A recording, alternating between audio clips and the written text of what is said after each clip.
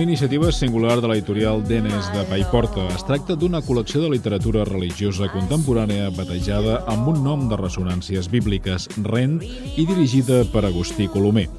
El projecte respon a la necessitat de posar a l'abast dels lectors interessats una selecció de textos complicats de trobar i que posin de manifest els valors espirituals i culturals d'una societat rica, complexa i canviant. La col·lecció és també un homenatge a l'antiga associació La Paraula Cristiana, que precisament publicava el butlletí Rent.